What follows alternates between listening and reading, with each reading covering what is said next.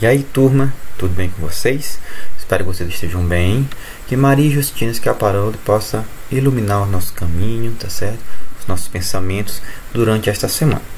Então, dando continuidade ao nosso conteúdo, hoje nós vamos estudar ginástica rítmica e ginástica de trampolim. Primeiro, ginástica rítmica.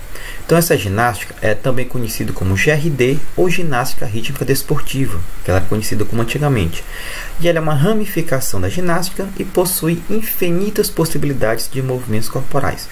Então, como nós estudamos na aula passada, a ginástica ela possui várias ramificações.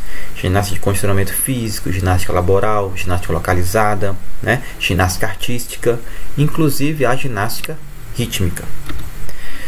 Nos seus movimentos, ela combina movimentos do balé, movimentos de dança teatral, movimentos relacionados com o ritmo da música escolhida para realizar a apresentação.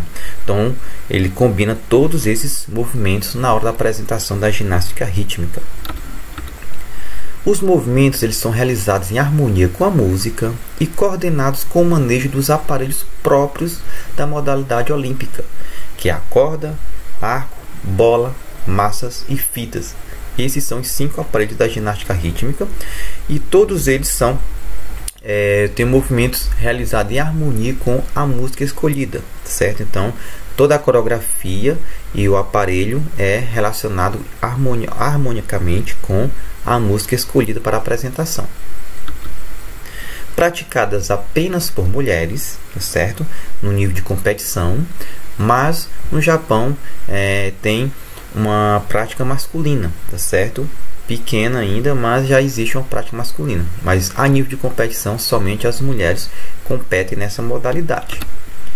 E a ginástica rítmica, ela desenvolve graça, desenvolve beleza e desenvolve harmonia. Então, esses três pilares são desenvolvidos na hora da apresentação da atleta na ginástica rítmica, tanto individual como em conjunto, certo?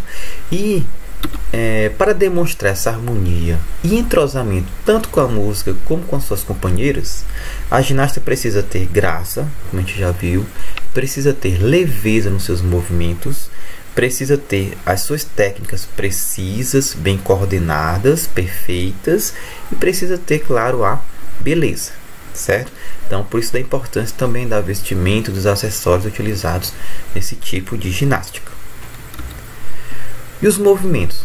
Os chamados elementos corporais são a base dos exercícios individuais e de conjuntos que podem ser realizados em várias direções, planos, com deslocamento ou sem deslocamento, em apoio sobre um ou os dois pés e coordenados com movimentos de todo o corpo. Ou seja, as atletas utilizam todas as possibilidades que o corpo tem de se movimentar, certo? Com movimentos com braços, pernas, tronco, cabeça, tá certo? Utiliza as articulações como um todo, utiliza-se o corpo como um todo para realizar os movimentos específicos da ginástica rítmica. Andar, correr, saltar, saltitar, balançar, circundar, girar, equilibrar, ondular, lançar, recuperar são elementos corporais obrigatórios, certo? E acompanhados por estímulo musical. Então, mais uma vez, a música está presente, tá certo?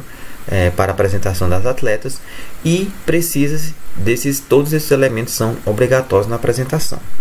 São muitos? São, mas às vezes em um determinado movimento ela já consegue fazer vários elementos. Por exemplo, a atleta ela vai realizar um salto. Primeiro ela anda, depois faz uma corrida, realiza o salto. Nesse salto ela pode fazer um giro. Ao cair, pode se equilibrar com uma perna, tá certo?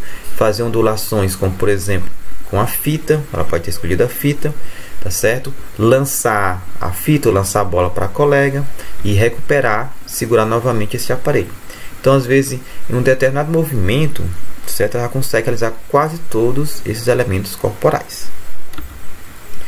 E os principais elementos corporais realizados na ginástica rítmica são o equilíbrio, onde o atleta se posiciona sobre uma das pernas e levanta a outra.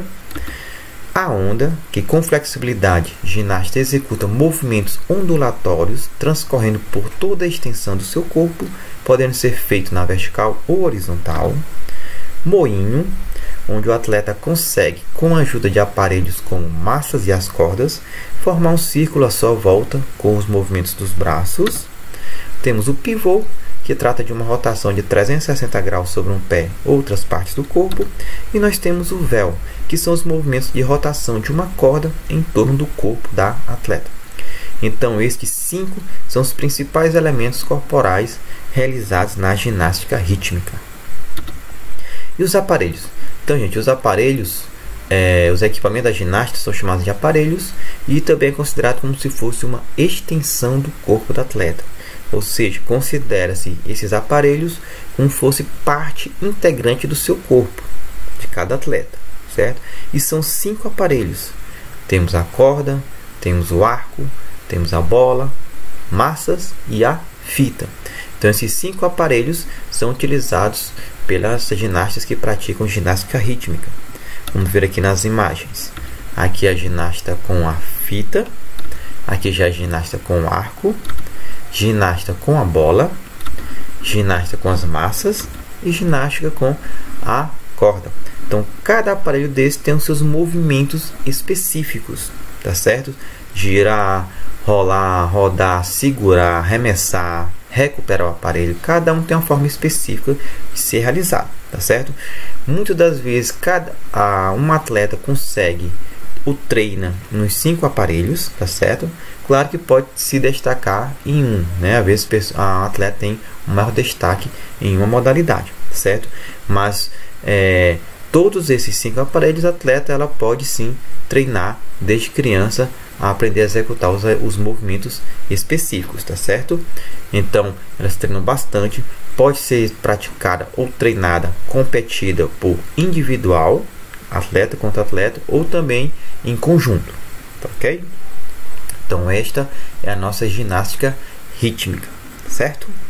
E agora nós vamos para ginástica de trampolim. Ginástica de trampolim, como surgiu? Gente, já surgiu há centenas de anos, assim como outras modalidades da ginástica, embora não seja possível ter uma precisão na sua origem. Mas sabe-se que durante a Idade Média já havia alguns acrobatas de circo, alguns trapezistas. Então, a modalidade de ginástica de trampolim surgiu há centenas de anos, certo? Mas uma pessoa chamada George Nissen foi que transformou ele como um esporte em 1936. Pouco tempo foi introduzido como uma modalidade esportiva nos programas de educação física, nas escolas, universidades e também em treinamentos militares. Então está aqui ele, o George Nissen. E aqui no Brasil? Gente, o trampolim chegou aqui no Brasil em 1975, trazido pelo professor José Martins de Oliveira Filho. Então a gente pode observar que é uma modalidade nova, tanto no seu surgimento como esporte, como quando chegou aqui no Brasil, então em 1975. Em 1990, na Alemanha, o Brasil participou pela primeira vez de um campeonato mundial. E aí desde então o país ele vem ganhando, vem aumentando as suas chances, aumentando sua participação e conquistas, destacando nas suas posições, que cada vez mais estão sendo melhoradas, certo?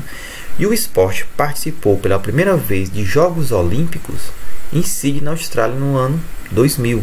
Ou seja, está apenas com 20 anos que a ginástica de trampolim está nas Olimpíadas, certo? Ou seja, só 5 apresentações em Olimpíadas. Então, é um esporte ainda considerado novo, um esporte recente. Provas.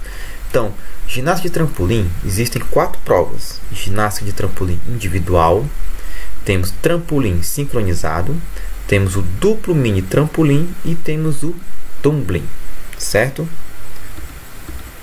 Então tá aqui o trampolim individual, que é o mais conhecido, mais popular, também chamado de cama elástica, tá certo? Aqui é mais ou menos o comprimento é de 3 metros por 5, 5 por 3, tá certo? O comprimento, onde o atleta realiza saltos, pulos, saltos, giros, acrobacias com movimentos específicos desse tipo de ginástica, tá certo? E esta modalidade ela é a única que é a competitiva, então só existe competição nesse tipo de modalidade. Trampolim sincronizado. é a mesma forma do trampolim individual, só que o seguinte, são dois trampolins, certo? Vocês podem ver aqui duas atletas, ó, de verde, estão distantes um trampolim do outro de 2 metros. Então o que eles tentam fazer? O que uma fizer, a outra também tenta fazer também, de forma sincronizada. É que nem aquela competição também de nado sincronizado, onde os atletas fazem todos os mesmos movimentos. Então elas treinam antes e aí realizam os movimentos sincronizados, cada um em seu trampolim. Temos o duplo mini trampolim. Então, como o próprio nome diz, ele é um trampolim pequeno, menor. Vamos tentar observar que o atleta está lá no fundo de branco e ele vai vir correndo, salta, pula no trampolim e aqui ele realiza os seus movimentos de acrobacias, de saltos, de giros, tá certo? E cai no colchão. Então esta prova é o duplo mini trampolim. E o último é o tumbling. Tumbling é como fosse um corredor, onde o atleta realiza passadas, corridas e aí depois realiza movimentos de saltos, de giros, tá certo? Tentando não parar, tá certo? Tem a distância que deve percorrer realizando esses movimentos. Mas lembrando que a trampolim individual ela é a competitiva, tá certo? É a única das 4 modalidades que aqui existe competição, tá certo? E aí, como em qualquer outra ginástica, os juízes vão analisar todos os movimentos, aqueles movimentos mais difíceis e os movimentos mais perfeitos, vão ganhando maiores pontuações, certo? Então, gente, espero que vocês tenham gostado da aula. Esta é a nossa aula desta semana. Tchau, até a nossa próxima aula.